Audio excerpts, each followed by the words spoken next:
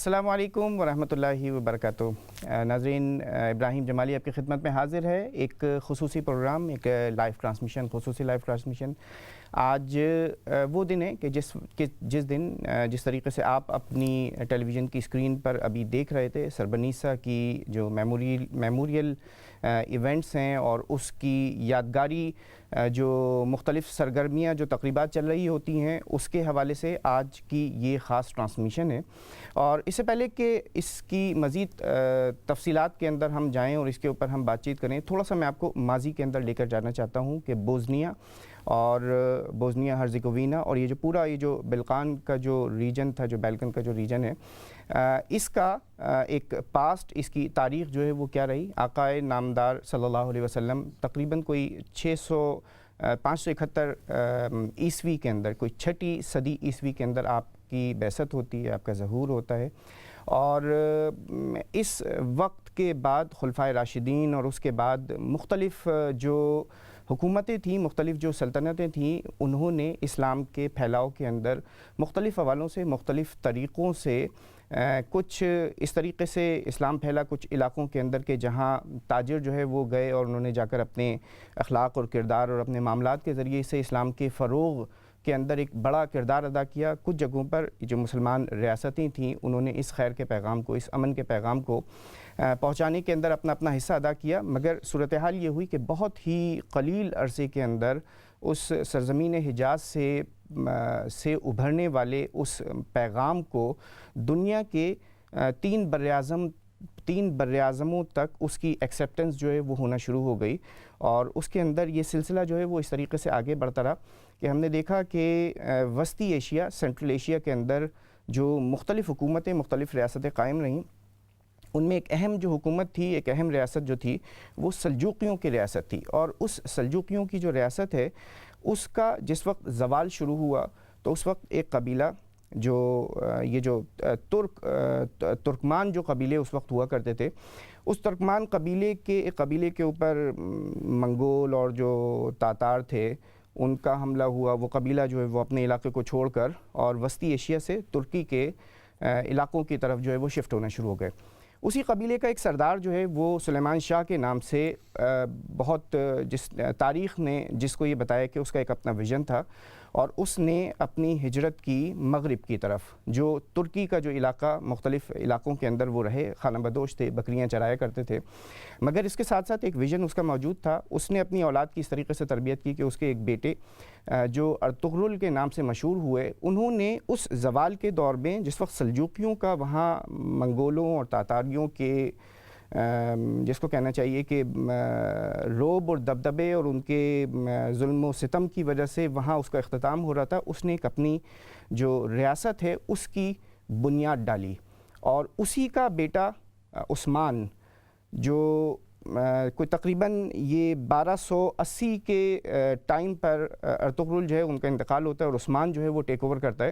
اور اس عثمان جو نوجوان تھا، اس نے 1299 کے اندر اس سلطنت کی بنیاد ڈالی کہ جس سلطنت نے روئے زمین کا نقشہ جو ہے آئندہ آنے والی صدیوں کے لیے وہ تبدیل کر دیا۔ اور اس عثمانی جو سلطنت تھی، آٹومن امپائر جس کو آج کہا جاتا ہے، اس آٹومن امپائر نے، اس کی ایک سب سے خاص بات یہ تھی کہ انہوں نے مغرب کی طرف اپنا جو پھیلاؤ ہے اس کا آغاز کیا، اور وہ بڑھتے بڑھتے یہاں تک کہ یہ جو پورا آج وسطی مغرب اور جو سینٹرل جس کو کہنا چاہیے کہ سینٹرل یورپ جو ہے، اس کی بیشتر ریاستیں جو ہیں اس کے اوپر ان کا کنٹرول ہو گیا۔ اور اس میں سے ایک ریاست بوزنیا ہرزیگووینا، یہ جو آج ہمارے سامنے موجود ہے ایک ملک کی صورت میں، اور اس کے ساتھ یہ جو بیلکن کی جو اسٹیٹس ہیں، مونٹینیگرو ہے، اس میں سربیا ہے، اس کے اندر کروشیا ہے، تو اس کے بیشتر جو پارٹ سے البانیہ ہے، کوسوو ہے، تو اس کے جو بیشتر پارٹ تھے، اس کے اندر یہ جو ترک قبیلے تھے، جو ترک لوگ تھے، اور جو آٹومن امپائر تھا، وہ اس کے زیر نگیں آئیں، اور اس کے اندر تقریباً کوئی 4 صدیاں جو ہے وہ 3 سے 4 صدیاں جو ہے وہ انہوں نے اس طریقے سے گزاریں کہ ایک بہت ہی بھرپور طریقے سے ان کا جو عروج کا ایک دور جو ہے وہ دنیا نے دیکھا۔ کوئی 1463 سے لے کر 1878 کے درمیان یہ بوزنیا کا جو علاقہ تھا، یہ رہا آٹومن امپائر کے کنٹرول کے اندر۔ مگر 1878 کا وہ ٹائم تھا کہ جس وقت آسٹریا نے جو مختلف جنگیں تھیں مختلف علاقوں کے اوپر وہ آٹومن امپائرز کے ساتھ کیں، اور اس کے نتیجے میں آٹومن امپائر نے بوسنیا کا کنٹرول کو تقریباً 1878-1880 کے اس دور میں وہ اس کا جو کنٹرول تھا وہ کھو دیا، اور اس کے بعد یہ سلسلہ تھوڑا سا مزید آگے بڑھا اور ایک یونائٹڈ جو کنگڈم آف یوگوسلاویا ہے وہ وجود میں آتی ہے، جو تقریباً ورلڈ وار 2 کے اختتام تک وہ باقی رہتی ہے۔ اور اس کے بعد یہ جو بوسنیا ہرزیگووینا کا جو علاقہ ہے، یہ جو پورا فارمر یوگوسلاوین جو اسٹیٹ ہے، وہ سیکنڈ ورلڈ وار کے بعد ایک سوشلسٹ ریپبلک کے طور پر اپنے آپ کو منواتی ہے، اور اس کے بعد پھر آپ نے دیکھا کہ تاریخ مزید آگے بڑھتی ہے، اور USSR جو سوویت یونین جو سرخ ریچ جس کو کہا جاتا تھا، وہ اس کا پورا تسلط اس پورے یورپ کے ان علاقوں تک وہ ہو جاتا ہے، اور یہ سلسلہ آگے بڑھتا رہا یہاں تک کہ بوسنیا ہرزیگووینا کے مختلف ادوار میں مختلف جو ہے وہ حکمران رہے، اور پھر تاریخ نے یہ بھی دیکھا کہ بوسنیا کے مختلف علاقوں کے اندر جو اس آخری صدی کے اندر جو جنگیں ہوئی ہیں، جو آج کا ہمارا یہ ٹاپک ہے جس کے حوالے سے ہم نے بات چیت کرنی ہے، تو اس کے حوالے سے بھی بات چیت کریں گے، مگر یہ تاریخ کا یہ ایک تسلسل کہ جس وقت ایک اسلام نے مسلمانوں نے ایک اپنا ایک گولڈن ٹائم اس ایریے کے اندر گزارا، تو یہ بتائے بغیر ہم آج کا یہ جو ٹاپک ہے اس کے طرف آگے نہیں بڑھ سکتے تھے، تو لہٰذا میں یہ سمجھتا ہوں کہ اس ہسٹری کو تھوڑا سا ذہن کے اندر رکھنا ضروری ہے، تاریخ کے اس تسلسل کو جاری رکھنا ضروری ہے تاکہ ہم آج کے اس ٹاپک کے اوپر بات چیت کر سکیں۔ ریممبرنگ سربنیسا جو وہ خاص علاقہ جس کے اندر جو جینوسائیڈ کا جو سب سے بڑا واقعہ وہاں پر رونما ہوا، اس کے حوالے سے آج ہم بات کریں گے، اور جس طریقے سے آپ نے یہ ساری تقریبات دیکھی ہیں ابھی اس پروگرام سے پہلے، تو اسی حوالے سے میرے ساتھ بہت سارے مہمان جو ہیں وہ یہاں پر موجود ہوں گے، اور ابھی ان میں سے کچھ مہمان جو موجود ہیں ان کو میں ویلکم کرتا ہوں۔ میرے بائیں جانب موجود ہیں سید شرف الدین صاحب، ڈپلومیٹ ہیں، کامن ویلتھ کے مختلف ممالک کے اندر جو ہے وہ ایڈوائزر رہ چکے ہیں، ایک اہم سفارتی جو رول ہے وہ ادا کرتے رہے ہیں۔ شرف الدین صاحب السلام علیکم ورحمۃ اللہ، ویلکم، آپ کو خوش آمدید اس پروگرام کے اندر۔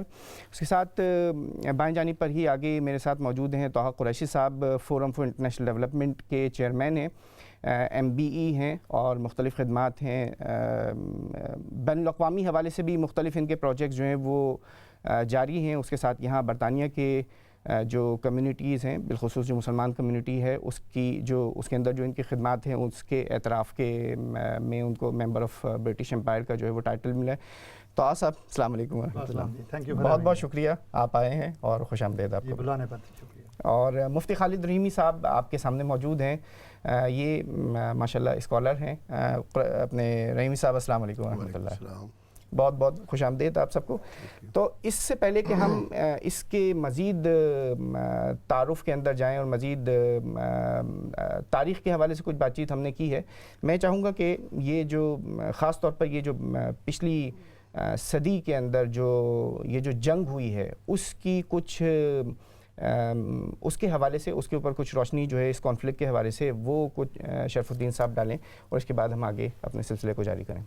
جی شرف الدین۔ جی بہت شکریہ، آپ نے جو بیک گراؤنڈ میں یہ سارے واقعات تاریخی بتائے ہیں، یہ نہایت ضروری اس لیے ہیں کہ آج جس دن کو ہم یہاں منانے کے لیے جمع ہوئے ہیں، اس دن اگرچہ کہ صرف 8,000، میں صرف کا لفظ کہہ رہا ہوں، 8,000 نوجوانوں کو اور بچوں کو صرف 3 دن کے عرصے میں ایک نسل کش قتل عام کے وجہ سے قتل کیا گیا، لیکن اس بوسنیا میں جو خانہ جنگی چھڑی تھی اس میں 1 لاکھ سے زیادہ آدمی 4 سالوں میں مارے گئے، اور اس میں دونوں طرف سے تھے۔ 70% بوسنین مسلمان تھے، تقریباً 25% سربس تھے، اور باقی جو لوگ تھے اس میں انٹرنیشنل پیس کیپرز بھی تھے اور کرواٹس تھے اور دیگر نیشنلٹیز تھیں۔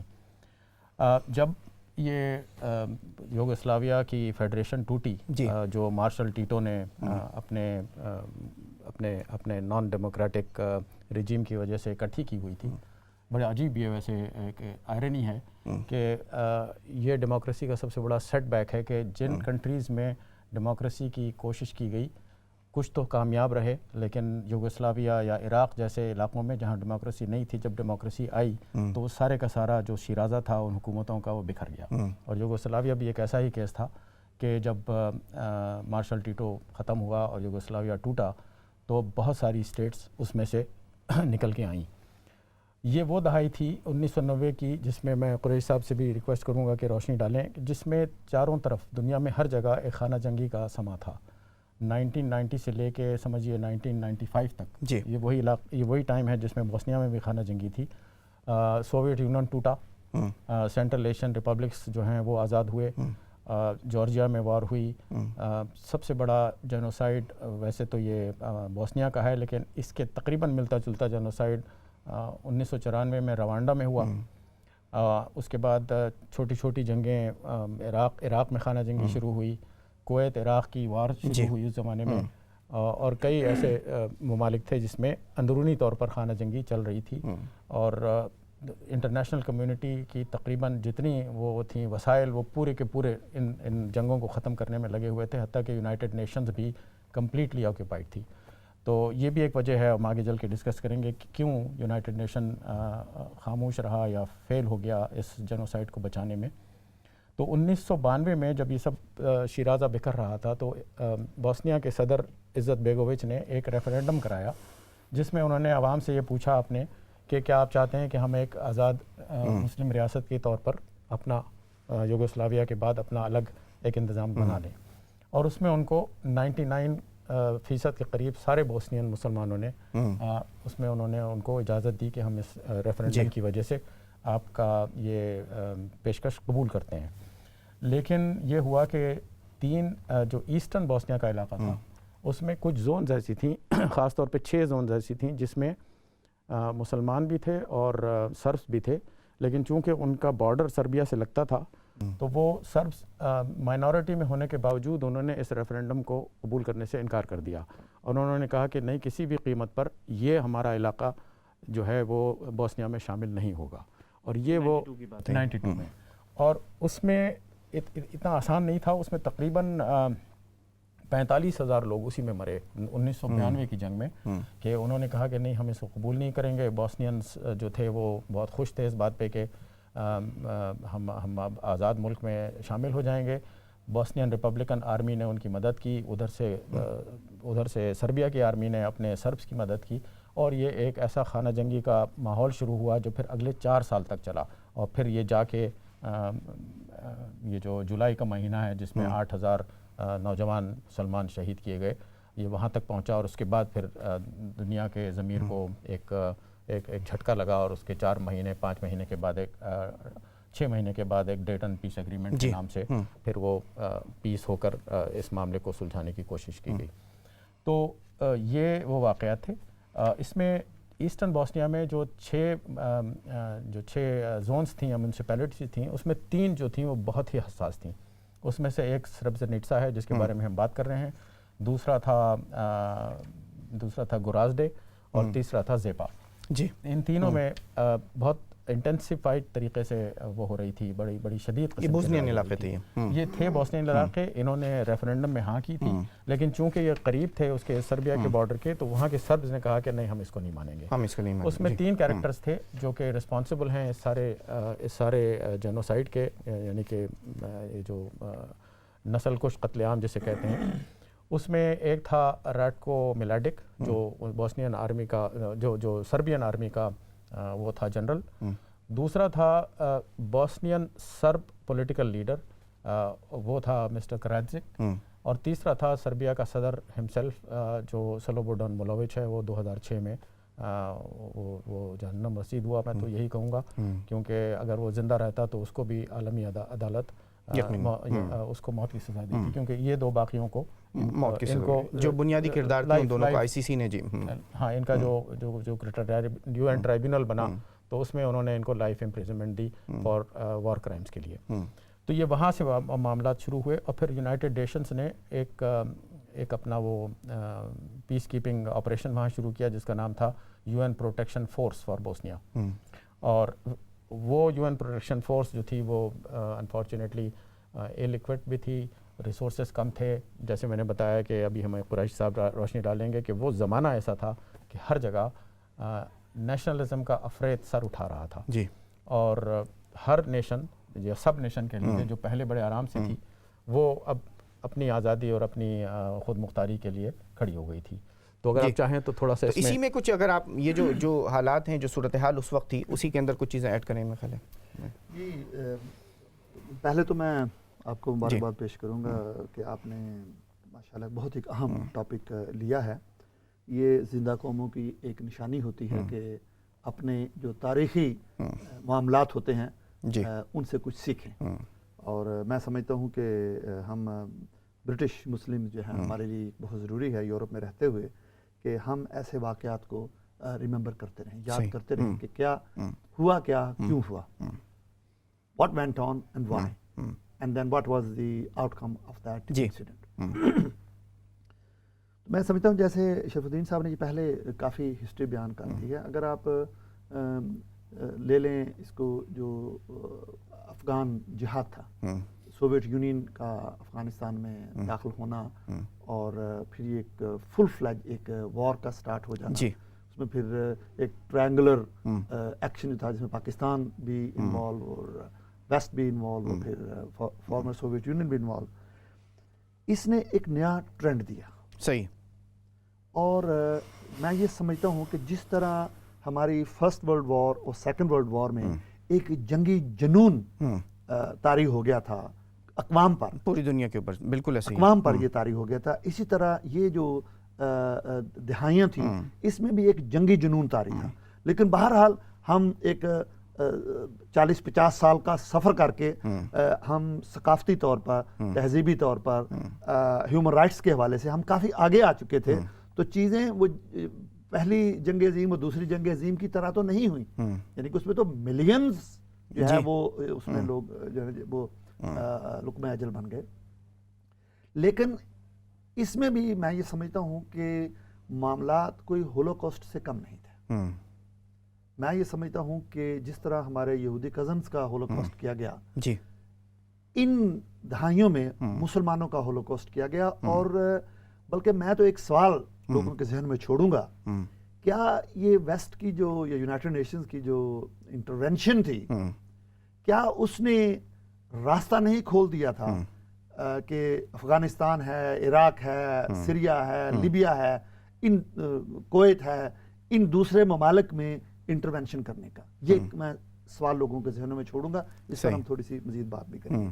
تو یہ جو جنگی جنون جو ہے اس میں یہ سمجھتا ہوں کہ ابھی تک کمی نہیں آئی ہے, اگرچہ ہمارا سٹائل آف آپریشن وہ بدل چکا ہے. ابھی قومیں مختلف طریقے سے وہ جنگیں لڑ رہی ہیں, گوریلا وار ہو رہی ہے, میڈیا وار ہو رہی ہے, لوگ ملکوں کے اندر ایک ایسا کلچر پیدا کیا جا رہا ہے جس سے مہنگائی بڑھتی جا رہی ہے, غربت بڑھتی جا رہی ہے, اور لوگ آٹومیٹکلی آہستہ آہستہ آہستہ وہ ختم ہوتے جا رہے ہیں. تو یہ جنگوں کے مختلف سٹائل ہیں, جو پہلی جنگ عظیم, دوسری جنگ عظیم, پھر یہ 90s کی 80s 90s کی جو دہائیاں تھی اس میں کس طریقے سے جنگ ہوئی, اور اب یہ جو نئی جنگیں شروع ہو رہی ہیں ان کا سٹائل آف آپریشن جو ہے. ایک تو ذرا تھوڑا سا میں اس پر بات کرنا چاہوں گا.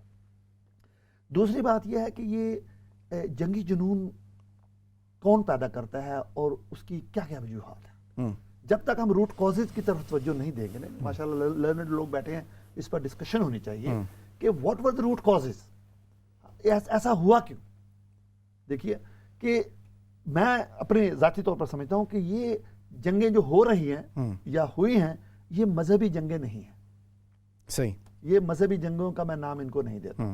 میں یہ سمجھتا ہوں یہ جنگی جنون ہمارے پولیٹیشینز پیدا کرتے ہیں, ان کے اپنے اپنے موٹیوز ہوتے ہیں, اور پھر مذہب کو استعمال ضرور کرتے ہیں, جس طرح افغانستان میں بھی مذہب استعمال ہوا ہے. صحیح. اور اس میں بھی یہی کہا گیا نا کہ یہ ایتھیسٹس ہیں, یہ خدا کو ماننے والے نہیں ہیں, ہم تینوں یہودی عیسائی مسلمان خدا کو ماننے والے ہیں, let's get together and sort the Russians out, and we dead.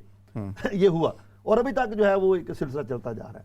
تو میں یہ سمجھتا ہوں اس کی طرف بھی ذرا تھوڑی سی میں توجہ دلانا چاہوں گا کہ is this a political war to gain some political strength, اور is it a religious war, which I don't believe that this is a religion. جی بالکل ٹھیک ہے. اچھا اس کے اوپر بھی بات کرتے ہیں. اچھا شرف الدین صاحب, یہ جو مطلب جس طریقے سے انہوں نے موازنہ کی ہے فرسٹ ورلڈ وار اور سیکنڈ ورلڈ وار، اس سے زمانہ جو ہے وہ بہت آگے کی طرف بڑھ چکا ہے.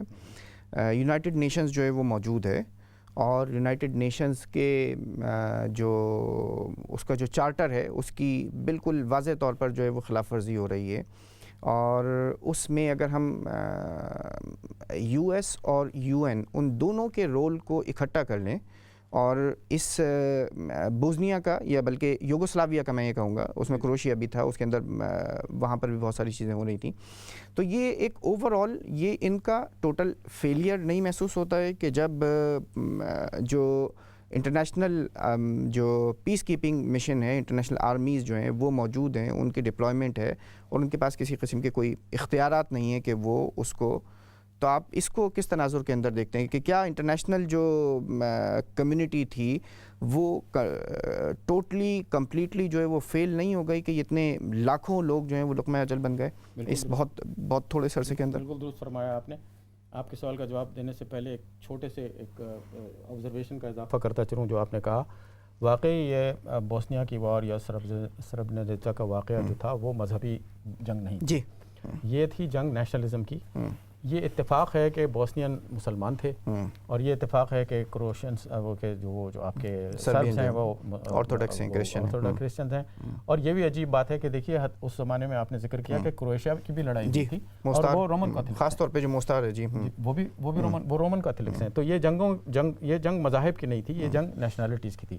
ہاں البتہ آپ کی جو تاریخی بیک گراؤنڈ ہے اس کے پس منظر میں اگر آپ جائیں تو یہ ضرور تھا کہ سربیا کو بہت قریبی روس کی سپورٹ حاصل تھی، کیونکہ ان کی زبان ایک جیسی ہے، ان کا کلچر ایک جیسا ہے. اور جو یورپین پاورز جو اس وقت کوشش کر رہی تھیں اس جنگ کو روکنے کی، ان کا بھی مذہب اور ان کے بھی جو کلچرل ویلیوز وغیرہ ہیں وہ بالکل سربیا کے لوگوں سے ملتے جلتے تھے. بوسنیا کے ساتھ بدقسمتی یہ تھی کہ بوسنیا کے اوپر ترکی کے ساتھ پرانے لنکس کا ایک ٹھپا لگا ہوا تھا، اور یورپ یہ بات آج تک نہیں بھولا ہے کہ آٹومن امپائرز نے یورپ کے علاقوں پر قبضہ کرنے کے لیے جنگیں کی. صحیح. تو وہ ایک انڈائریکٹ قسم کی فیلنگ ہوگی. لیکن یونائٹڈ نیشنز کا رول جو ہے وہ تو بڑا کلیئر ہے کہ وہ نیوٹرل ہوتے ہیں، امپارشل ہوتے ہیں، اور کئی ممالک سے وہ اپنی پیس کیپنگ فورسز لے کے آتے ہیں تاکہ کس قسم کی پارشیلٹی نہ ہو. یہاں یہ ہوا کہ یونائٹڈ نیشنز نے نہ صرف اپنا پروٹیکشن فورس یہاں پر بھیجی جو کہ مختلف ممالک کے فوجیوں پر شامل تھی، بلکہ اس کے علاوہ انہوں نے کانٹیکٹ گروپ آف کنٹریز بنایا جس میں 5 بڑے ممالک برطانیہ، روس، فرانس، آپ کا یونائٹڈ اسٹیٹس اور جرمنی شامل تھے. جی. ان 5 ممالک نے یہ کوشش یہ کی کہ نیگوسیشنز کے ذریعے اس مسئلے کو سالو کریں. لیکن جیسے میں نے کہا ان کا زیادہ تر فوکس نیگوشیشنز کا یہ تھا کہ کسی طرح سے سلوبودان ملاوچ کو راضی کر لیں. صحیح. کہ وہ مان جائے کہ یہ سرحدیں اب ہوں گی. اور انہوں نے اس راضی کرنے میں 3 سال گزار دیے، اور اس میں یہ ہوا کہ سربزنیٹزا کے اوپر 3 سال کی سیج ہو گئی، یعنی کہ بالکل جیسے شعب ابی طالب میں. جی بالکل ایسے ہی ہے، خاص طور پہ یہ جو ٹاؤن سے. اچھا میں آپ کو یہیں تھوڑا سا انٹرپٹ کروں گا. ہمارے ساتھ موجود ہیں ایک ڈپلومیٹ ہیں یو این کے فارمر. خاص طور پر یہ جو 92-95 کا جو ٹائم ہے، اس ٹائم کے اندر پاکستان کے ایک تو پیس کیپنگ جو مشن تھا اس کے اندر پاکستانی آرمی بھی موجود تھی، مگر اس کے ساتھ ساتھ یو این میں جو وہ ڈپلومیٹس، وہ سفارتکار جن کا تعلق پاکستان سے تھا، انہی میں سے ایک صلاح الدین چودھری صاحب ہمارے ساتھ موجود ہیں. ہماری خوش قسمتی ہے کہ وہ ہمارے ساتھ ٹیلی فون لائن کے اوپر موجود ہیں. ان کو میں ویلکم کرتا ہوں. السلام علیکم صلاح الدین صاحب. جی السلام علیکم ورحمۃ اللہ وبرکاتہ. صلاح الدین صاحب آپ کو آواز آ رہی ہے؟ جی السلام علیکم. جی وہ ان سے جیسے ہی رابطہ ہوتا ہے ان کی طرف چلتے ہیں. یہ ایک سینئر سفارتکار مختلف ممالک کے اندر رہے، اس کے بعد یو این کے اندر یونائٹڈ نیشنز میں انہوں نے بالخصوص اس جو بیلکن کی جو وار ہے اس میں ایک اپنا کردار جو ہے وہ ادا کیا. تو جیسے ہی ان سے ہمارا رابطہ بحال ہوتا ہے ہم ان کی طرف جاتے ہیں. اور آج یہ وہ دن ہے کہ جس دن سربنیسا کے وہ لوگ کہ جن کو جینوسائیڈ کے اندر ہزاروں لوگ جنہیں شہید کیا گیا اور اس کے بعد ان کو ماس گریوز کے اندر دفنا دیا گیا، ڈال دیا گیا اور اس کے بعد ان کو دفن کر دیا گیا جس کو کہتے ہیں. تو ان کی ریمینز جو ہیں ان کو نکالا جاتا ہے اور اس کے بعد جو آئیڈینٹیفائی ہوتے ہیں مختلف پروسیس کے ذریعے سے ان کی نیمنگ کر کے کم از کم ان کے جو لوڈ ون جو اس وقت دنیا کے اندر موجود ہیں وہ انہیں پراپر ایک نماز جنازہ کے بعد اور ایک اپنی جو رسومات ہیں ان کو گو کہ آج سے کوئی 2-3 دہائیاں جو ہیں وہ گزر چکی ہیں، مگر اس کے باوجود اور اس کے ساتھ ساتھ پوری اقوام عالم کو ایک میسج اس طریقے کا دیا جاتا ہے کہ یہ جو جینوسائیڈ ہے، نسل کشی ہے، اس کے کیا کیا مزید کنسیکوینسز جو ہے وہ. صلاح الدین صاحب ہمارے ساتھ موجود ہیں. صلاح الدین صاحب السلام علیکم. السلام علیکم جی. وعلیکم السلام ورحمۃ اللہ وبرکاتہ. آپ کو خوش آمدید کہتے ہیں آج کے اس پروگرام میں، اور بالخصوص آپ کا ایک اپنا وقت جو ہے وہ وہاں پر گزرا، ایک خاصا مشکل وقت آپ نے یقیناً گزارا ہوگا. تو آپ کو خوش آمدید کرتے ہوئے میں یہ چاہوں گا کہ آپ اپنی کچھ یادیں جو ہیں وہ ہمارے ساتھ شیئر کریں. جی ضرور، بہت بہت شکریہ. مجھے تو ابھی تک یاد ہے سن 95 تھا، 1995، اور وہ جولائی کا مہینہ تھا جی. اور اب 11 تاریخ کو خاص طور پہ مجھے یاد ہے جب میں کنٹینر، اس وقت میں سیکٹر ایسٹ کا انچارج تھا، جی. سینئر پولیٹیکل افیئرز آفیسر، اور یہ تھا بارانیہ، ایک علاقہ تھا جو کرویشین ٹیریٹری انڈر آکوپیشن، لیکن ہمارے جو سلسلہ ہے وہ سرائیوو اور بوسنیا وہاں بھی اس کے ساتھ بھی تھا. اور مجھے یاد ہے کہ مجھے دوسرے دن سرائیوو جانا تھا، لیکن 11 تاریخ کو اچانک خبر آئی کہ بھائی بہت زبردست قسم کی بہت حملہ ہو گیا، اور خاص طور پہ گورازدے اور زیپا کر کے 2 شہر ہے جی اس کے اوپر، اور وہ وہاں پر کوئی ہمارے یو این کو جو پیس کیپنگ فورس ہے یا UNPROFOR وہ اس پہ اتنی عمل دخل نہیں کر رہا تھا. تو ہم سب حیران بیٹھے ہوئے تھے کیا بات ہو گئی. پھر پتہ چلا کہ کوئی 300 لوگ مارے گئے اچانک، جہاں پر ہمارے ڈچ کانٹینجنسی تھی جن کی ذمہ داری تھی ان کو بچانا، ان کا خیال رکھنا. جی. تو پھر بعد میں بات آتی رہی اور پھر ایک دم ہی پتہ چلا رات کے بعد، کوئی رات کے 12-1 بج گیا تھا اور ہم سب بیٹھے ہوئے تھے کہ بلیک آؤٹ تھا، سائرن بج رہا تھا. اور مجھے پتا چلا کہ ہمارے وہاں کوئی بہت لوگوں کو، ہزاروں کے حساب سے، اس وقت ہمیں فگر پتہ نہیں تھا کہ 8,000 کے بعد میں ہو گیا تھا. تو ہمیں بہت تکلیف ہوئی اور ہم سب گھبراہٹ میں تھے کیا کیا جائے، کیوں نہیں کوئی ایکشن ہو رہا ہے. میں اس لیے بتا رہا ہوں کیونکہ ایکشن نہیں ہوئی. جو سوال ہے دل میں کیوں آیا تھا، اس کی وجہ یہ تھی کہ ہمیں پتہ چل رہا تھا کہ کچھ ایسی ہمارے U N peace keeping force کے اندر یا UNPROFOR کے اندر کچھ طبقے ایسے تھے جو نہیں چاہتے تھے بوسنیا میں بہت زور شور سے اس کے انٹرونشن کرے. جس کو میں بتاؤں گا اس میں پولیٹیکل ایک بہت بڑی سلسلہ جو بعد میں ان کو حاصل ہو گیا تھا، جس کی وجہ سے ان کو اختیار مل گیا تھا کہ یونائیٹڈ نیشنز کی طرف سے بھی سپورٹ ملے گی کہ کوئی بھی ملٹری انٹرونشن کی ضرورت ہو، خاص ہو اندر نیٹو افیکٹ، یہ چل پڑے گا. تو اچھا میں یہ بتایا چلو جو 13 تاریخ کو تھا نا، پھر ہمیں پتہ چلا ایک دم پھر رات کو شام کو وہ سائرن بجا اور پتہ چلا کہ ہمیں کہ نیٹو اٹیک ہو گیا. ٹھیک ہے جی. اب دیکھیں 11 تاریخ میسکر، 12 تاریخ گزر گیا اور نیٹو ان کا حملہ کب ہوا 13 تاریخ کو. ٹھیک ہے نا. اس میں آپ دیکھیے اس میں پتہ چلتا ہے کہ کیا سلسلہ ہے. پہلے تو یونائٹڈ اسٹیٹس آف امریکہ جو تھے وہ بولے تو ویٹو کر دیا تھا، نہیں کرنا ہے. وہ انتظار میں تھے شاید کہ بہت بڑا ایک ایسا سلسلہ ہو جائے جس کی وجہ سے وہ وہاں پر انٹروین کر سکے تاکہ ان کو لیجیٹیمیسی مل جائے. آپ میری بات سمجھ کیا کر رہا ہوں؟ جی. یہ جو لیجیٹیمیسی لینے کے لیے انہوں نے انتظار کیا، اتنے لوگوں کو جان نقصان ہوا، 8,000 لوگوں کی جانیں تقریباً اسے ایک دن میں. جی. تو وہ اس کی وجہ سے آپ کو بات بتاؤں، یہ بات شاید میں آپ کو بعد میں کہوں گا، اگر آپ بعد میں مجھے موقع دیتے ہیں تو میں بتاؤں کہ اس کا وجہ کیا تھی اور آج بعد میں جو فالو کیوں ہوا. لیکن جو مسلمان تھے اور ان کو مسلمانوں کے خاص جو تکلیف دی بات تھی وہ یہ تھی کہ آپ نے ان کو چن کے سارے نوجوان بچے اور مرد حضرات کو انہوں نے اکٹھے کیا، اور پھر آپ کو شاید سب کو پتہ ہی ہے کہ میسکر ہوا اس زمانے تو بہت ساری تصویر آتی تھی، ویڈیو کوریج بھی ہوتا تھا. لیکن جو چلے گئے نا، جو بات بن گئی جو ہو گئی، اس کا پھر اس کا جو میرا خیال ہے کوئی مثال نہیں ملتا. اور جو مرضی آپ نے بعد میں کر دیا. آپ دیکھیں نا ڈچ کانٹینجنٹ تھے، وہ چپ چاپ کیوں کھڑے ہوئے تھے، کیوں بیٹھے ہوئے تھے، کس کے انتظار کر رہے تھے؟ ان کی ڈیوٹی تھی. ہاں ایک بات ضرورت تھی سر میں بھائی کہ میں یو این کے مینڈیٹ جو ہے نا سیکورٹی کاؤنسل کے تحت جو مینڈیٹ تھا وہ یہ تھا پیس کیپنگ کا انٹرونشن, کیونکہ ہمارے پاس یہ اختیار نہیں تھا کہ آپ اس کو حملہ کریں یا کچھ کریں, اور آپ کے اونلی سیلف ڈیفینس میں ہوتا ہے. اس لیے شاید اس میں کشمیر تھا ڈچ کنٹینجنٹ جو تھا جو ایکشن میں آ سکتے تھے, جی وہ آ سکتے تھے, وہ نہیں آئے, اور اس کی وجہ سے یہ بہت بڑا. اچھا سید شرف الدین صاحب بھی ہمارے ساتھ موجود ہیں, وہ آپ سے کچھ سوال کرنا چاہتے ہیں. جی صلاح الدین صاحب, میں آپ سے یہ سوال کرنا چاہ رہا تھا کہ بعد کی جو سٹڈیز ہوئی ہیں سربرینیٹسا کے بارے میں, اس جینوسائیڈ کے بارے میں, ان میں یہ کہا گیا ہے کہ برطانیہ نے تو اپنی فوج بھیجی تھی اور اس میں اضافہ کیا تھا, اور فرانس نے بھی کیا تھا, لیکن باقی ممالک نے وہاں کی پیس کیپنگ فورس میں اضافہ نہیں کیا.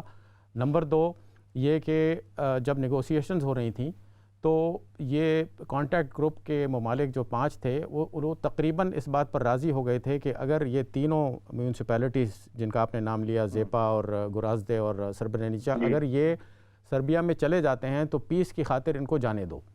تو کیا یہ باتیں درست تھیں کہ یہ واقعی ایسا تھا, اور اس وجہ سے کوئی ایکشن انہوں نے نہیں لیا کہ چلو جو ہو رہا ہے تو اس کو ہونے دو, کیونکہ ہم بہرحال ہمارا جو باٹم لائن ہے وہ پیس ہے, یہ نہیں ہے کہ ان لوگوں کو سربیا میں رہنا چاہیے یا بوسنیا میں رہنا چاہیے. اچھا شبیر صاحب یہ بتاتے چلو, آپ صحیح کہا آپ نے, بالکل آپ کی خبر صحیح ہے, لیکن اس میں 2 طبقے تھے, یہ 2 ویوز کے آپ کا کہہ لیں, 2 school of thought, 2 school of action جو لینا چاہتے تھے. ایک تھے وہ جو کہتے کہ ہمیں امیڈیٹلی اس میں ایکشن لینا چاہیے بیفور اینی تھنگ ہیپنز, مطلب کہ قتل گرام اور مزید پھیل جائے. دوسرے کو وہ تھے کہ نہیں, ان کو دیکھتے ہیں کہ اس میں جو I think they are the under hand people جو چاہتے تھے کہ تھوڑے سے وقت دے, دیکھتے کیا ہوتا, اور کیونکہ وہ چاہتے تھے کہ کچھ چاہتے کہ بھائی اس کو الگ الگ پاکٹس بنے, جیسے ریچرڈ ہاربک جو تھے, جو میرا باس بھی تھے, ان کا ڈیٹون ایکارڈ جو بعد میں بنا تھا, ان کا اپنا ذاتی طور پر خیال تھا کہ شروع میں پھر بخار وہ ان کو بدلنا پڑا کہ پاکٹس بنے, جیسے pockets of Serbs, pockets of Muslim, pockets of Croatian, ٹھیک ہے جی. تو ایک سوچ یہ تھا, اور دوسرے سے نہیں سب کو سب پاکٹس نہ بنائے, سب کو اکٹھے مل جل کے رہنے کا, کیونکہ پاکٹس بنانے میں بہت دقت ہوگی, اس میں لاجسٹکس پرابلم ہوگا, پھر قتل گار بہت زیادہ ہو سکتا ہے وغیرہ وغیرہ, ٹھیک ہے نا. لیکن شبیر صاحب اس میں ضرور even at that time I used to sense some kind of conspiracy, ٹھیک ہے جی, کیونکہ جو سو کالڈ ایتھنک کلینزنگ جو سربیا کے مین لینڈ سربیا اس کے تحت یہ شروع ہوا تھا کانفلکٹ میں, ایتھنک کلینزنگ کرنے سے انہوں نے سوچا ونس فار آل مسلمانوں کو خاص طور پہ, اور بعد میں سم کیا کہتے ہیں اگریوڈ کرویشینز جو بوسنیا میں تھے, ان کو بھی ان کو ایلیمنیٹ کر دیا جائے, دیٹ از ایتھنک کلینزنگ. لیکن بعد میں جب وہ جو نیٹو ایکشن ہونا پڑا, اور اس میں جیسے میں نے کہا یو ایس اے پہلے چت بیٹھے ہوئے تھے, بعد میں ان کو راضی ہونا پڑا, جس سے باقی لوگ اس حرکت میں آ گئے. اور آپ نے جیسے کہا کہ برٹن بھی شروع میں اضافہ نہیں کرنا چاہتے تھے, because they were very skeptic. اور مجھے یاد ہے میرا سیکٹریز میں بھی میرا باس تھا, وہ بھی برٹش پیس کیپر تھے, تو ان کے ساتھ میری بات ہوتی تھی اس معاملے میں. تو یہ آپ کا شبد آپ کو بالکل درست آپ نے کہا کہ بالکل ایسے ہی ہوا, لیکن اس کے فال آؤٹ بہت برا تھا, اور ابھی دیکھیں فال آؤٹ ابھی تک برقرار ہے. جی بالکل. اچھا یہ جو ریزولوشن تھی جس کو یو ایس نے ویٹو کیا تھا, اس کی کیا تفصیلات تھیں, یہ کس نے موو کی تھی, اور اس کا بنیادی طور پر اس کا محرک کیا بنا کہ اس ریزولوشن کو, کہ جو شاید اس وقت اگر امپلیمنٹ ہو جاتی تو وہ یہ جو جینوسائیڈ نہ ہوتا. اچھا پتہ کیا مزے کی بات ہے, اس کو کہتے ہیں ایک لحاظ سے پینی وائز پاؤنڈ فولش. آپ ایک کارروائی کرنا چاہتے تھے لیکن ہوا کچھ اور ہے. اچھا, اور یہ چاہتے کچھ یہ بھی ایک پلان تھا کچھ لوگوں میں کہ بھائی آپ کو اتنی بڑا آسانی ہو جانا چاہیے جس کے بعد آپ کے جو بھی آپ ایکشن لینا چاہتے ہیں جس کو کہتے ہیں انٹرونشن, اس کی لیجیٹیمیسی بن جاتی ہے. اور آپ نے دیکھا ہو کہ سوویت یونین جو ٹوٹ پھوٹ گیا 1990 سے شروع ہوا, 1991 تو ان کا خاتمہ ہو گیا تھا, سوویت بلاک ختم ہو گیا تھا, راشن فیڈریشن بن گئے تھے, سارے سوشل ملک الگ الگ ہو گئے تھے. دیٹ واز اے بگننگ, آپ کے وہ جو ہوا چلا تھا اس پر چلا تھا. اور اسی کے وہی جو میں کانسپریسی کے جو میں لفظ تمہارے شاید یہ طرح اسٹرانگ ورڈ ہے, لیکن اب یہی کہا جاتا ہے. اور وہ that was led by of course by super power then, ٹھیک ہے جی, لیکن انہوں نے ایک دوسرے سپر پاور کو ختم کر دینا چاہتے تھے. ختم ہونے کے ساتھ ساتھ یہ بھی بتانا چاہتے کہ نیٹو کتنا پاورفل ہے اور نیٹو کیا ایکشن لے سکتے ہیں اور نیٹو یونیلیٹرل ایکشن بھی لے سکتے ہیں, جس کی ایک کڑی بنی ہے جو ان کی انٹرونشن انہوں نے اس میں کیا, سربرنیسا میں کیا. لیکن by the time they did it it was too late. You lost thousands of people, my God. لیکن یہ بعد میں کیا کرتے رہے, آپ کو پتا کیا ہوا بعد میں جتنے ایکشن ہوا, آپ دیکھیں کوسوو میں جو ہوا ہے 1990 میں ان کا وار شروع ہو گیا تھا, لیکن انہوں نے انٹروین نہیں کیا. ان کو پتا تھا کہ البانیہ مسلم ہے, 90% مسلم میجورٹی تھی, لیکن نہ نیٹو نے نہ اپنے امریکہ نے کسی اس طرف بالکل توجہ نہیں دی. ان کو پتا تھا کہ جی اچھا صلاح الدین صاحب, ایک ہمیں بریک پہ جانا ہے, اس سے پہلے اپنے اشرف الدین صاحب آپ سے ایک سوال پوچھنا چاہتے ہیں. جی صلاح الدین صاحب اس بات پہ روشنی ڈالیں گے کہ ایک خیال یہ بھی ہے جو بات کی اسٹڈیز میں آیا ہے کہ جو سربیا کی ملوسیوچ کی جو اسٹریٹجی تھی وہ یہ تھی کہ اتنا ظلم ڈھاؤ ان علاقوں میں ایسٹرن بوسنیا کے کہ بڑی طاقتوں کو اور یونائٹڈ نیشنز کو یہ باور ہو جائے کہ یہ انڈیفینسیبل ہیں, ان کا صرف ایک ہی حل ہے کہ ان کو اب سربیا کے حوالے کر دیا جائے. اور غالباً یہ وجہ تھی کہ اس یو این ریزولوشن میں جو یونائٹڈ اسٹیٹس نے ویٹو کیا اس میں یہ وجہ تھی کہ انہوں نے کہا کہ بیکار میں اس جگہ پہ ریسورسز ڈالنے کا کیا فائدہ جبکہ یہ انڈیفینسیبل ہیں, ان کو ہم کب تک ڈیفینس کرتے رہیں گے. کیا اس بات پہ روشنی ڈالیں گے آپ؟ اچھا ابھی ڈالوں یا کوئی بریک کے بعد؟ جی ابھی آپ ہیں 2 منٹ ہیں تو اس میں آپ حل بات کر سکتے ہیں. جی اچھا یہ بھی شریف الدین صاحب آپ نے درست فرمایا, لیکن ایک بات جو دنیا کو شاید پتہ نہیں ہے کہ ملوشوک جو ہے نا وہ چاہتے تھے اپنی کیا کہتے ہیں perpetuation of his own power, مطلب he wanted to be something like a life long president. ٹھیک ہے, یہ اس کی خواہش تھی, اس کا ڈریم تھا. تو اس کے تحت جو بھی ان کو سامنے آتا تھا, جیسے مجھے یاد ہے موو کر کے انہوں نے ایک اسپیشل برانچ بنایا جس کو آپ کو پتہ نہیں جو اس میں ہمارے جو یوگوسلاویا میں بہت خرابی اس وجہ سے بھی ہوئی ہے, جو پیراملٹری گروپس تھے نا بہت سارے, وہ اس وجہ سے موو ان کی اسپیشل برانچ جیسے ہم یہاں کہتے ہیں یا کہیں اور کہتے ہیں, تو وہ ان کی اسپیشل آرمی تھے. وہ اسپیشل آرمی نے بہت نقصان کرایا تھا ہر جگہ میں. تو ان کو انہوں نے الرٹ رکھا ہوا تھا ملوشوک صاحب نے, ان کے اپنے ارکان نام ہے, بلیک بیرٹس کہتے ہیں, بلیک کیپس. ٹھیک ہے, وہ مجھے یاد ہے, مجھے بھی ایک دفعہ دیتے ٹک می ہوسٹیج, یہ بلیک کیپس تھے. I was taken hostage for about 17 days at gunpoint. وہ بھی میں کو بتاؤں گا کسی بات اور. لیکن یہ ان کی اسٹریٹجی پلان میں تھے. آپ کے کہنا ایک لحاظ سے درست ہے, یہ بھی صحیح ہے, وہ وقت کے مطابق اپنے اسٹریٹجی کو حرکت میں لاتے ہیں. جی ٹھیک ہے, چوہی صاحب آپ لائن پہ رہیے گا, ہم ایک چھوٹا سا بریک لیں گے, بریک کے بعد کچھ دوبارہ آپ کی جو بات چیت ہے اس کو جاری رکھیں گے. ناظرین چھوٹا سا ایک بریک لیتے ہیں, بریک کے بعد اس گفتگو کو جاری رکھتے ہیں اور اس سے کیا لیسن جو ہے وہ لرن کیے گئے اور کیا لیسن ہمیں لرن کرنے چاہیے, اس کے اوپر ہم بات چیت کریں گے. ہمارے ساتھ رہیے گا.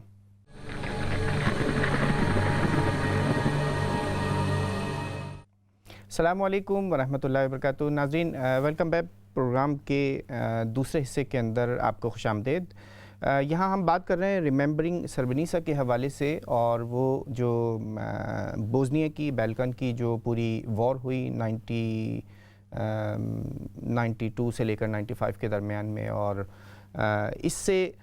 اس کے مختلف پہلوؤں کے اوپر ہم نے بات کی, تاریخ کے حوالے سے بات کی, ان واقعات کے اوپر بات کی, یونائٹڈ نیشنز کے اپنے کردار کی, انٹرنیشنل کمیونٹی جو ہے وہ کہاں ان کا فیلئر ہوا, اور پیس کیپنگ مشن جو ہے وہ کہاں کہاں ناکام ہو گیا, اور اس کے نتیجے میں کیا کیا ہوا. یہ آج ہم نے دیکھا کہ آج دہائیاں گزرنے کے باوجود وہ جو ریمینز ہیں, ان ریمینز سے ہڈیاں نکالی جا رہی ہیں ان لوگوں کی کہ جن کو وہاں ماس گریوز کے اندر بہت ہی ظالمانہ طریقے سے, بے دردی سے ان مردوں کو, ان بچوں کو, ان جوانوں کو, ان بوڑھوں کو وہاں دفن کیا گیا. اور اب ان کو وہ آئیڈینٹیفائی کر کے نماز جنازہ کی ادائیگی کے بعد اور ان کی شناخت کر کے, تاکہ ان کے لوڈ ون جو لوگ وہاں پر موجود ہیں, جو ابھی بھی اس دنیا کے اندر موجود ہیں, وہ کم از کم اپنے جو چاہنے والے تھے, اپنے باپ, اپنے بھائی, اپنے بچوں کی, جس کو کہنا چاہیے کہ قبروں کی شناخت کم از کم کر سکیں, ان کو ان کی نماز جنازہ ان کے لیے جو ہے وہ دعائیں مغفرت کر سکیں. تو یہ ساری رسومات آپ نے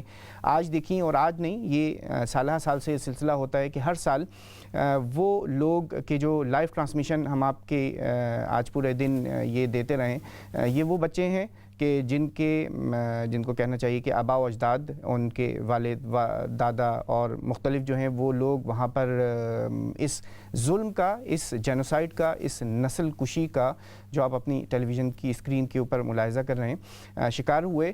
اور اس کے بعد یہ سب کچھ آج ہم نے اس کے اوپر بات چیت بھی کی، یہ سب اپنی ٹی وی کی اسکرین کے اوپر بھی دیکھا. بوسنیا ہرزیگووینا سے یہ براہ راست آپ یہ ٹرانسمیشن لائیو جو براڈ کاسٹ ہے اس کے ذریعے سے دیکھ رہے ہیں. اور اسی حوالے سے یہاں اسٹوڈیو میں ہم بات چیت کرتے رہیں اور مزید اس سلسلے کو آگے بڑھائیں گے، اور اس کو آگے بڑھاتے ہوئے وہ جو پاسٹ ہے، جو ہسٹری ہے، اس کے اوپر بات چیت کو کنیکٹ کرتے ہیں. ہم اپنے اس آج کے جو واقعات ہیں، آج دنیا جو ہے وہ اس سے کیا سبق حاصل کیا، اور اس کے بعد ہمیں بحیثیت مجموعی اور ہمیں بحیثیت جو مسلم کمیونٹی، مسلم امہ کو کیا اس سے لیسن جو ہے وہ لرن کرنے چاہیے. تو اسی کے اوپر بات چیت کروں گا میں. توقع قریشی صاحب، تھوڑا سا اس حوالے سے اگر ہم یہ ساری صورتحال ہم دیکھتے ہیں تو آپ کیا دیکھتے ہیں، اس سے کیا لیسن جو ہے وہ لرن کرنے چاہیے؟ دیکھیں جی، اس میں سب سے اہم ترین جو چیز ہے، جیسے صلاح الدین چودھری صاحب نے بھی یہی بات کی کہ کچھ تھوڑی سی کنسپریسیز بھی ہوتی ہیں. جی. ڈچ فورسز کا ایک لیڈ بیک جو ایٹیچیوڈ تھا، اس سے زیادہ نقصان ہوا. اور میں اوورآل یہ کہنا چاہوں گا کہ یونائٹڈ نیشنز ہو یا نیٹو ہو یا امریکن لیڈ کولیشنز ہوں، جب بھی یہ مسلمانوں کے ممالک میں یا مسلمانوں سے متعلق کوئی انٹرونشن کا معاملہ آتا ہے تو یہ بغیر پراپر پلاننگ کے، ایک پراپر تھاٹ تھرو پروسیس کے چیز گزارتے نہیں ہیں یہ. اور ہوتا پھر یہ ہے کہ ہاف کوکڈ ان کی جو اسٹریٹجی ہوتی ہے، اس کو اپنا کر یہ اٹیک کر دیتے ہیں یا انٹر ہو جاتے ہیں اس وار زون میں، اور پھر they keep changing their strategy and tactics with the time, and that is very unfortunate. آپ نے افغانستان کی صورتحال کو دیکھا، آپ نے لیبیا کو دیکھ لیا، آپ نے عراق کو دیکھ لیا، آپ نے اب سیریا کو دیکھا. ہاں، عراق سے جو شروع ہوا تھا اس نے پورا مڈل ایسٹ جو ہے اس کو آگ لگا دیا، ڈسٹروائے کر دیا. اب دیکھیں، نہ عراق میں ڈیموکریسی ہے، نہ افغانستان میں ڈیموکریسی ہے. میں ابھی افغانستان ہو کر آیا ہوں جی. وہاں میری عبداللہ جو تھے، ان کے چیف ایگزیکٹو، ان سے میٹنگ ہوئی، ان کے اسپیکر سے میٹنگ ہوئی، اور ان کے گورنر سے میٹنگ ہوئی. وہ صاف کہتے تھے کہ 70% تو طالبان کے پاس علاقہ ہے، ہم تو شام کو وہاں نہیں جا سکتے. گورنمنٹ آفیشلز یہ کہہ رہے تھے. تو میں یہ سمجھتا ہوں کہ یہ امریکن لیڈ کولیشن پرٹیکولرلی، کیونکہ آج کل ایک اونلی ون سپر پاور کا رول رہ گیا ہے. سوویت یونین تو ڈس انٹیگریٹ ہو گیا، لیکن بہرحال یہ بھی ایک اچھی بات ہے کہ they are stretching their muscles now. آپ دیکھ رہے ہیں مختلف علاقوں میں وہ اب تھوڑی بہت انٹرونشن کر رہے ہیں. جیسے ابھی آپ نے دیکھا یہاں جارجیا میں بھی دیکھ لیا آپ نے، اور یہاں سیریا میں بھی دیکھ لیا آپ نے. بہرحال دیٹ از another topic. ایک تو یہ ہے کہ ہماری جو OIC ہے، that totally toothless institution.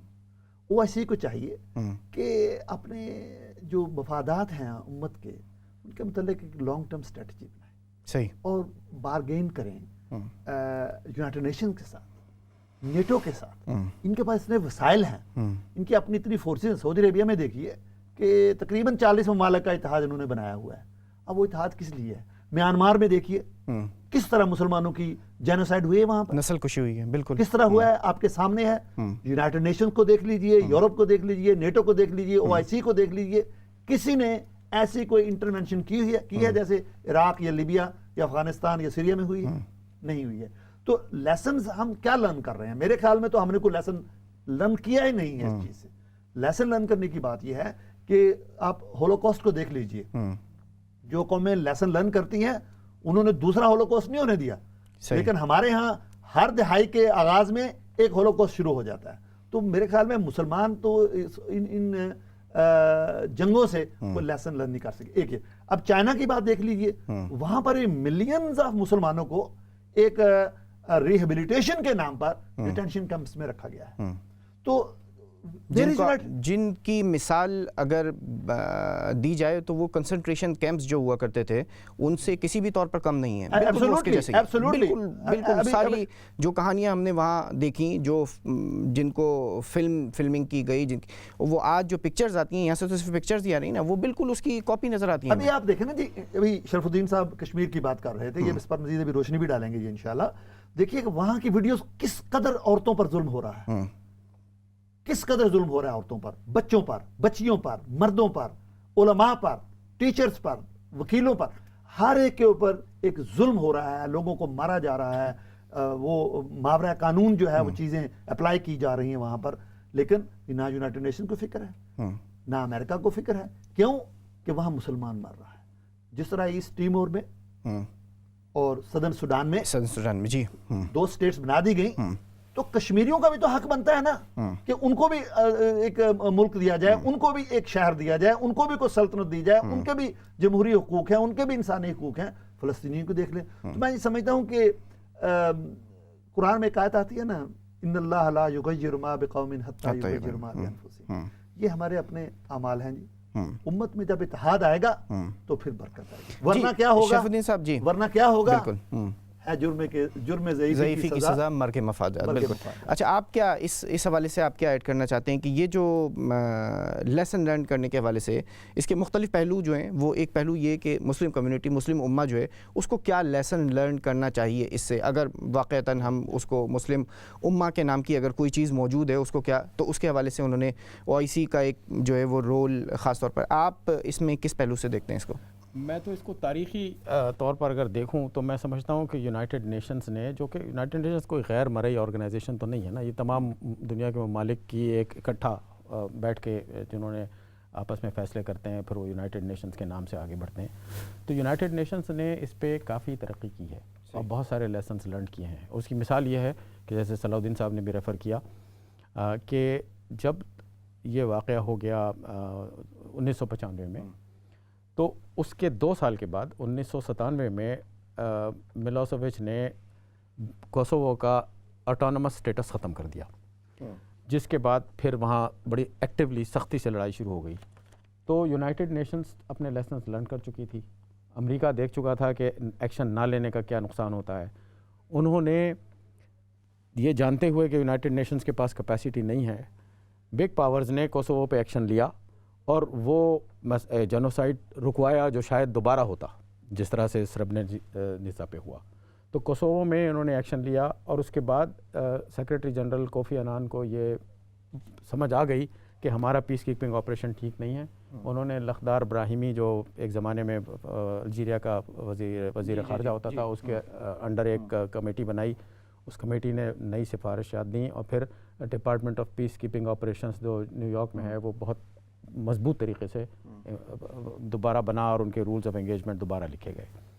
اسی طرح سے اگین آپ دیکھیں کہ لیسنس لرن کرنے میں اب ہیں ڈیموکریٹک آرگنائزیشنز ہیں، آپ کی بھی آرگنائزیشن ہے، ان کا سب سے بڑا جو اس وقت کام ہے وہ یہ ہے کہ ممالک کے جو باقی تھرڈ ورلڈ کے ممالک ہیں، ان ممالک میں نہ صرف ڈیموکریسی کو فروغ دیں بلکہ ان کے کانسٹیٹیوشنز کو لبرل بنائیں. اور اس کے اندر یہ خاص طور پہ ان ممالک میں جہاں پلورلسٹک سوسائٹیز ہیں، جہاں پر مختلف اقوام، مختلف زبان بولنے والے، مختلف مذاہب کے لوگ اکٹھے ایک جھنڈے کے نیچے رہتے ہیں، تو ان کو کانسٹیٹیوشن لکھنے میں، لاز بنانے میں وہ مدد دیتے ہیں کہ آپ ایسے کانسٹیٹیوشن، ایسے لاز بنائیں جس میں مائنورٹی کو بھی اپنے وائس آگے بڑھانے کی گنجائش ہو، فریڈم آف ایکسپریشن ہو، فریڈم آف ریلیجن ہو، اور ٹیرنی آف میجورٹی نہ ہو. کیونکہ ٹیرنی آف میجورٹی میں تو آپ یہ کہہ سکتے ہیں نا کہ ہم 5 لوگ بیٹھے ہیں، جو 3 کہیں گے بس وہ ہوگا اور جو باقی 2 ہیں ان کی کوئی بات نہیں سنے گی. یہ ڈیموکریسی تو نہیں ہے. تو اس میں بھی کافی پیش رفت، لیکن انفارچونیٹلی یہی تو ڈیموکریسی بن چکی ہے. اب ڈیموکریسی کے اور مسئلے ہیں. ہاں جی. اچھا دیکھیں، یہ اس حوالے سے میرا اپنا جو ایک سوال ہے وہ آپ سے یہ بالکل موجود ہے کہ UN کا جو اپنا رول ہے وہ وہاں جس وقت یہ گزشتہ کئی دہائیاں ہو گئی ہیں کشمیر کا جو معاملہ ہے اور یہ چلا جا رہا ہے، اور یہ جو کانفلکٹ ہے وہ کانفلکٹ کسی بھی طور پر اس کی اقوام متحدہ کی جو قراردادیں ہیں وہ ساری کی ساری وہاں ٹیبل کے اوپر موجود ہیں. ان کی حیثیت کاغذ کے ان رقوں سے زیادہ کی نہیں.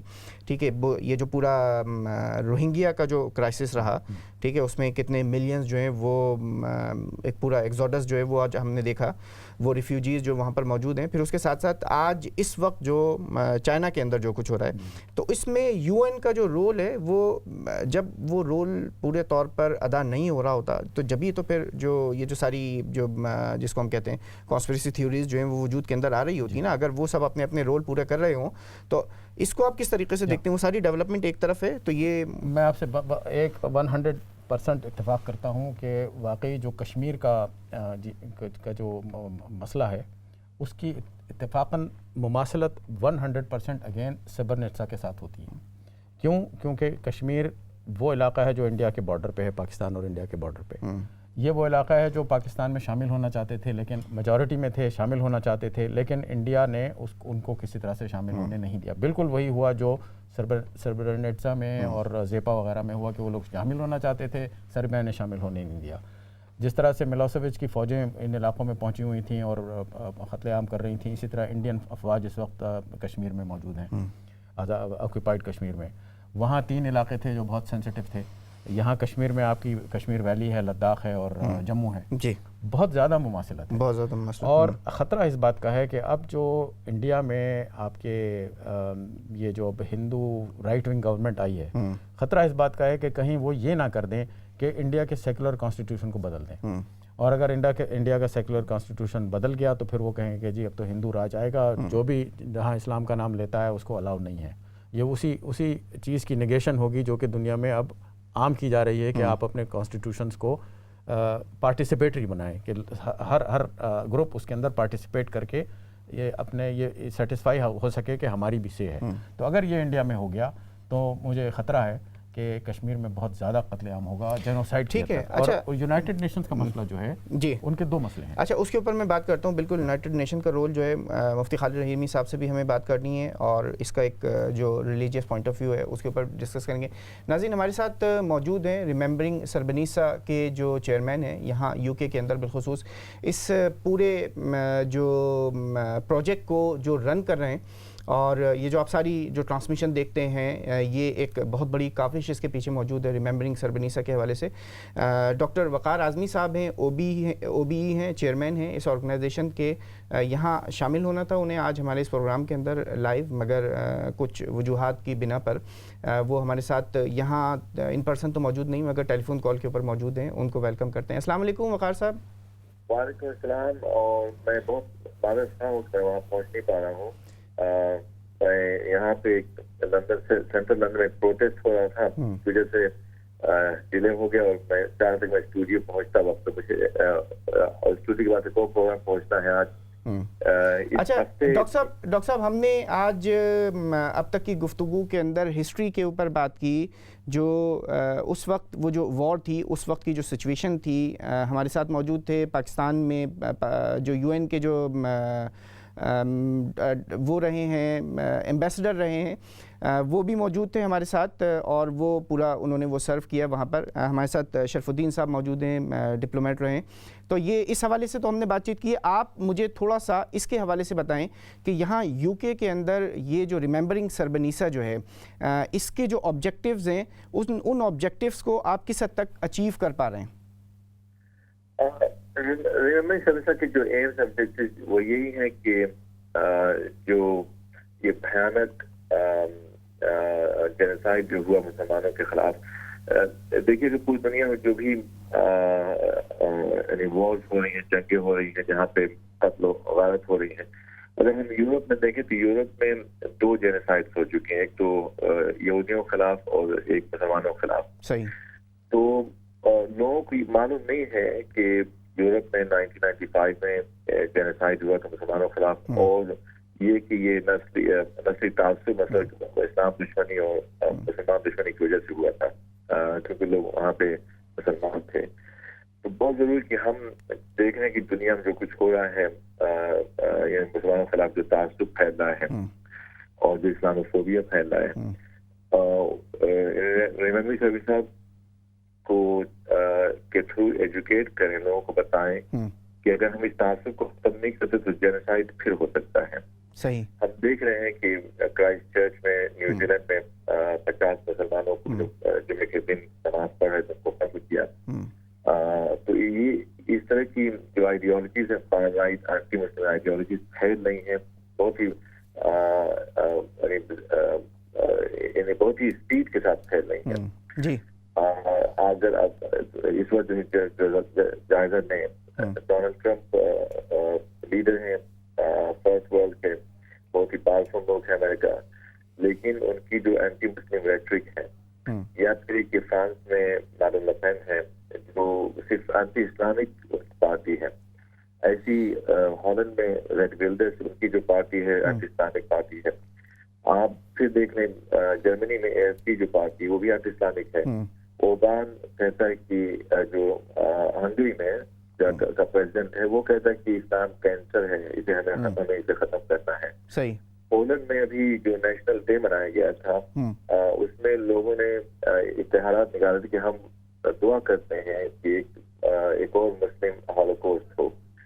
تو یہ بہت ہی بھیانک سچویشن چل رہی ہے، اور بہت ضروری کہ ہم لوگوں کو بتائیں کہ اگر ہم اس اسلاموفوبیا کو، نسلی تعصب کو، مسلمانوں کے خلاف جو دشمنی پھیلی، اگر ہم اسے ختم نہیں کرتے تو ایک اور جینوسائیڈ ہو سکتا ہے مسلمانوں کے خلاف.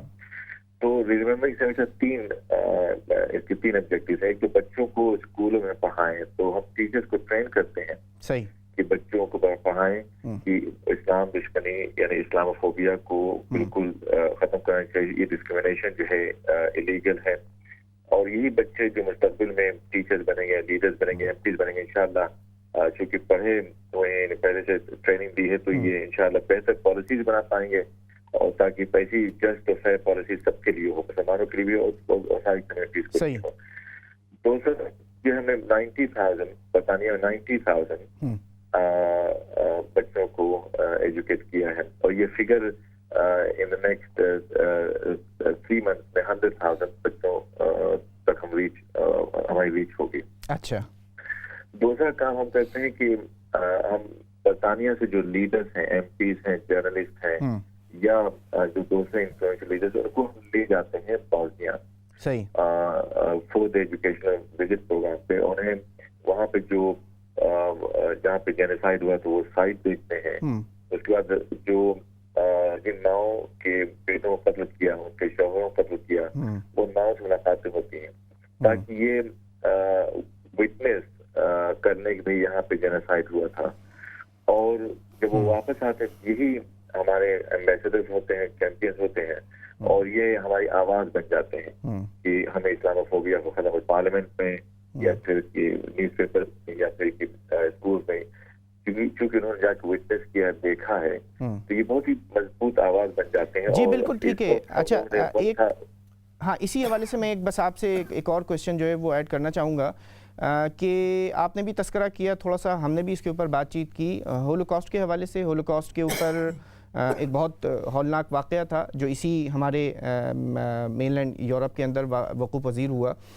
اس کے اوپر بہت ساری ڈاکومنٹری فلمز جو ہیں وہ بنی ہوئی ہیں. تو آپ کیا سمجھتے ہیں کہ اس سربنیسا کا جو جینوسائیڈ ہے، بوسنیا کی یہ جو کرائسس رہا، اس کے اوپر کچھ ڈاکومنٹریز بنی ہیں، بننی چاہیے؟ کس حد تک اس کو ڈاکومنٹ ہونا چاہیے ابھی، خاص طور پر وہ خواتین جن کے شوہر یا جن کے والدین وہ اس دنیا سے اس دوران گئے ہیں، جینوسائیڈ کا شکار ہوئے ہیں، ان کی جو میموریز ہیں ان کو وہ فلم کیا جائے؟ بالکل. ڈاکومنٹریز ریممبرنگ سروس کے تھرو بہت سے بن چکی ہیں، ہمارے ویب سائٹ میں موجود ہیں sarbisa.org.uk، دیکھ سکتے ہیں. BBC نے بنائی، لیکن اور ڈاکومنٹری کی ضرورت ہے، کتاب اور کتابوں کی ضرورت ہے، ریسرچ کی ضرورت ہے. اس کی وجہ یہ ہے کہ ہولوکاسٹ پہ والیومز لکھا جا چکا ہے لیکن بوسنیا پہ نہیں. اس میں کچھ ہماری خامیاں ہیں. ہم دیکھیں ہولوکاسٹ منائے جاتے ہیں بھرپور طریقے سے، یورپ میں بھی، امریکہ اور کینیڈا میں بھی، اور بھی ملکوں میں یورپ سے باہر. لیکن خود مسلمان ملک جو ہیں، یہ مسلمان جو آرگنائزیشنز ہیں، وہ سربنیسا کو بنانا کہ وہ جانتی بھی نہیں کہ کیا ہے. یہ ہماری خامیاں، ہمیں یعنی بھرپور طریقے سے بنانا چاہیے تاکہ ہم کمیونٹیز کو بتائیں، دنیا کو بتائیں کہ اسلاموفوبیا کو ختم ہونا چاہیے، اسلام کی جو دشمنی ہے. دیکھیے یہ بھیانک جو آئیڈیالوجی ہے، جو چینجز ہمارے ساتھ، اگر ہم اس پہ کام نہیں کرتے ہیں تو خدا نخواستہ اگر ایک اور جینوسائیڈ ہوتا ہے تو لوگوں کے لیے آسانی ہو کرنا، کیونکہ مسلمانوں کو اتنا ڈیہیومنائز کر دیا ہے کہ اگر کوئی قتل کرتا تو دنیا میں کوئی آواز نہیں ہوتی. جی بالکل. اچھا سید شرف الدین صاحب موجود ہیں، وہ آپ سے ایک سوال کرنا چاہتے ہیں. جی وقار صاحب، میں یہ پوچھنا چاہ رہا تھا کہ آپ نے بہت اچھا یہ قدم اٹھایا ہے، اور جس طرح سے آپ نے اغراض و مقاصد بیان کیے ہیں اپنی اس آرگنائزیشن کے، کیا آپ اس پہ بھی توجہ کر رہے ہیں کہ جو سائیکولوجیکل ٹراما ہوا اس وار کا بوسنیا کے ان علاقوں کے باشندوں پر، جو بیوائیں ہیں جن کے لائیولی ہوڈ چلے گئے، یا جو میم ہو گئے، جو ہاتھ پاؤں ان کے بگڑ گئے، ان کے اوپر بھی آپ کا کوئی فوکس ہے، یا وہ آپ نے الگ ڈپارٹمنٹ رکھا ہوا ہے؟ کیونکہ اس پہ کام تو ہو رہا ہے، لیکن میں جاننا چاہ رہا تھا کہ آپ کی آرگنائزیشن صرف دا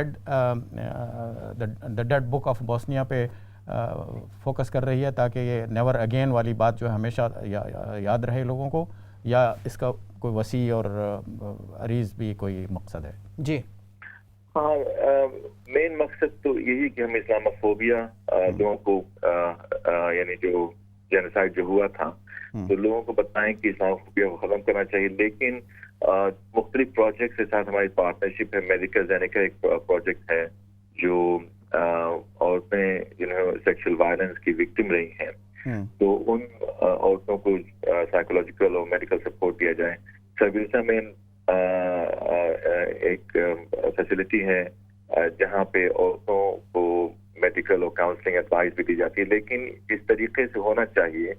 اور کیونکہ 50,000 عورتوں کو ریپ کیا گیا، اور اس کے بعد جو جینوسائیڈ میں جن عورتوں کے شوہروں کو، بیٹوں کو قتل کیا، ان کے وہ بھی ٹراما فیس کریں. تو جس اسکیل پہ سروسز چاہیے اس اسکیل پہ سروسز نہیں پہنچ پا رہی ہیں. اس کی شدت کی ضرورت ہے، اور 24 سال ہو گئے ہیں اور ہم دیکھ رہے ہیں کہ ابھی تک جس اسکیل پہ اسٹریٹجک اسکیل پہ سپورٹ جو ہونا چاہیے تو وہ ایک آرگنائزیشن نہیں کر سکتی. اس کے لیے جو ہے گورنمنٹ اور لارج فاؤنڈیشن کی ضرورت ہے کہ وہ اس پہ غور کریں، اس کے اوپر کام کر سکیں. وقار صاحب، ڈاکٹر صاحب بہت بہت شکریہ، آپ ہمارے ساتھ شامل ہوئے، آپ نے اپنا وقت نکالا ہے، تو بہت بہت شکریہ آپ کا کہ آپ شامل ہوئے، پروگرام کو آگے کی طرف بڑھاتے ہیں. مفتی صاحب، آپ کوئی اس کے حوالے سے کچھ اسلامک پہلو جو ہے وہ بیان کرنا چاہ رہے تھے؟ بسم اللہ الرحمن الرحیم. سب سے پہلے میں اسلام چینل اردو کا شکریہ ادا کرتا ہوں کہ یہ ہر ایسا موقع جب آتا ہے تو لوگوں کو آگاہی دیتا ہے کہ اس وقت یہ ہوا تھا، اور پھر جو ہے دینی معلومات بھی دیتا ہے. اصل میں امت مسلمہ کے پر انتہائی سنگین دور گزرا ہے یہ، اور بڑا چیلنج رہا ہے، اور اب بھی ہے کہ پوری دنیا کا مسلمان اپنی اپنی جگہ پریشان ہے. تو پوری دنیا کے اندر چونکہ اس وقت جو ہے زیادہ تر اسلاموفوبیا اور اسلام کو جو ہے ٹارگٹ کیا جا رہا ہے. اصل میں اسلام جو ہے یہ سلامتی اور امن کا دین ہے. صحیح. اور یہ اپنے پوری دنیا کے انسانوں کے لیے اپنے پیغام میں امن اور سلامتی کا درس پیغام دیتا ہے. اور پھر مسلمانوں سے بڑھ کر وسیع نظر کوئی مذہب نہیں ہے. آپ اس پر غور کریں اسلامی نقطہ نظر سے کہ اس وقت تک وہ شخص مسلمان ہو ہی نہیں سکتا جب تک وہ آخری کتاب قرآن حکیم کے ساتھ ساتھ دوسری جو آسمانی کتابیں نازل ہوئی ہیں ان پر ایمان نہ لائے. اور ایسے نبی آخر الزمان پر ایمان لانے کے ساتھ ساتھ اس وقت تک وہ شخص اپنے آپ کو مومن اور مسلمان نہیں کہہ سکتا جب تک دوسرے انبیاء علیہ الصلوۃ والسلام پر وہ ایمان نہ لائے. تو اسلام تو ایک وسیع نظر مذہب ہے. صحیح. اور پھر اسلام جو ہے اپنے تعلقات ان عصبیت سے پاک ہے. آپ کو میں ایک واقعہ ذکر کروں کہ حضور صلی اللہ علیہ وسلم کے دور کے اندر نجران سے ایک وفد آیا. صحیح. عیسائیوں کا تھا. جی. حضور صلی اللہ علیہ وسلم نے ان کو مسجد نبوی کے اندر ٹھہرایا. صحیح. اور مسجد نبوی کے اندر سے ٹھہرایا ہی نہیں بلکہ ان کے عقیدے کے مطابق عبادت کرنے کی بھی ان کو اجازت دی. اور مسجد نبوی جو ہے آپ سمجھتے ہیں کہ مسلمانوں کے نزدیک بیت اللہ سے بڑھ کر بیت اللہ سے بعد سب سے بڑا جو ہے مقام ہے. تو اسلام تو اتنا وسیع نظر مذہب ہے. اور پھر اسلام مذہبی ہم آئینگی سے آگے بڑھ کر کے وحدت انسانیت کی بات کرتا ہے. صحیح. وحدت انسانیت کی بات کرتا ہے. کیوں کرتا ہے؟ اس لیے کہ ہمارا قرآن جو شروع ہوتا ہے الحمدللہ رب العالمین، کہ اللہ رب العزت سارے جہان کے رب ہیں، اور ہمارے پیغمبر جو ہیں وہ سارے جہان کے لیے رحمت للعالمین ہیں. تو اسلام تو وحدت انسانیت کی تعلیم دیتا ہے. اور پھر یہ جو اس وقت ملک کے اندر جو ہے نا ہر آدمی پیس کی بات کرتا ہے، امن کی بات کرتا ہے، سلامت کی بات کرتا ہے. ایک اس پر ہم اگر غور کریں، آپ کے تھرو میں جو ہے نا جو شرف الدین صاحب، قریشی صاحب اور آپ اہل علم حضرات بیٹھے ہوئے ہیں، آخر پیس کے لیے بھی کوئی چیز چاہیے کہ نہیں چاہیے؟ یہ میرا کوسچن ہے کہ ہر آدمی کہتا ہے جی امن ہونا چاہیے، سلامتی ہونی چاہیے، پیس ہونا چاہیے. آخر پیس کے لیے بھی کوئی چیز چاہیے نا، جی امن سلامتی کے لیے بھی چاہیے، بالکل اور اس کے لیے جسٹس چاہیے. اس کے لیے جسٹس چاہیے. اور جہاں افراد کے حقوق ہیں وہاں پر قوموں اور ملکوں کے بھی حقوق ہیں. ہم یہ جو طاقتور ممالک ہیں وہ افراد کے تو حقوق دیتے ہیں، لیکن وہ قوموں کے حقوق نہیں دے رہے، مذاہب کے حقوق نہیں دے رہے. تو جب تک پیس کے لیے، امن کے لیے جسٹس و انصاف نہیں ہوگا، اس وقت تک حالات جو ہے ایسے ہی چلتے رہیں گے. بالکل ٹھیک ہے. اچھا، میرے پاس اب آخری 1 منٹ ہے، اگر 30 سیکنڈ میں آپ اپنا کوئی میسیج دینا چاہیں تو. بالکل جی، یہی جو میسیج ہے کہ یا ایھا الناس انا خلقناکم من ذکر و انثی وجعلناکم شعوبا وقبائل لتعارفوا ان اکرمکم عند اللہ اتقاکم. یہ میسیج ہے کہ اللہ تعالیٰ نے ایک انسان سے پیدا کیا ہے، اور قوموں کا جو بنایا گیا ہے یہ تعارف کے لیے ہے. اللہ کے ہاں اس کی عزت ہے جو بالکل قابل احترام وہی ہے جو متقی ہے، جو اللہ اعمال میں سب سے اچھا ہے. جی 30 سیکنڈ میں آپ بھی اپنا کوئی میسیج کر. جی میں صرف اتنا عرض کروں گا کہ یہ نہ صرف مسلمانوں کو اپلائی کرتی ہے کہ وہ متحد ہو جائیں اور اپنے جو اختلافات ہیں وہ دور کر دیں OIC کی سمیت، صحیح، بلکہ مسلمانوں سے بڑھ کر ساری انسانیت کے لیے ہے کہ ہم اپنے آپ کو اتنا وسیع نظر بنائیں کہ ہم کہیں کہ اگر آپ کرسچن ہیں، اگر آپ غیر مسلم ہیں، تو انسانیت کے پلیٹ فارم پہ ہم انسانیت کے پلیٹ فارم کے اوپر اکٹھا ہوا جا سکتا ہے. اور سب سے پہلے ہم انسان ہیں، اس کے بعد باقی بہت سارے جو عقیدے اور رنگ اور نسل جو ہیں وہ دوسری، اس کے بعد ثانوی حیثیت رکھتے ہیں. اسی میسیج کو لیتے ہوئے میرے خیال ہے آج ضرورت ہے اس بات کی کہ وسیع النظری کے ساتھ دنیا کی تمام اقوام جو ہیں دیگر اقوام کو دیکھیں، اور ان کے جو بھی ان کے جو عقائد ہیں ان کو ایک دوسرے کو رسپیکٹ کرنی چاہیے، تاکہ یہ دنیا جو ہے وہ امن کا گہوارہ بن سکے. نہ کہ جس طریقے کے جینوسائیڈ یہ گزشتہ دہائیوں کے اندر ہوئے ہیں وہ دوبارہ کہیں اور وقوع پذیر نہ ہو. اسی پر اکتفا کرتے ہوئے آج میں آپ سے اجازت چاہوں گا. السلام علیکم ورحمۃ اللہ وبرکاتہ.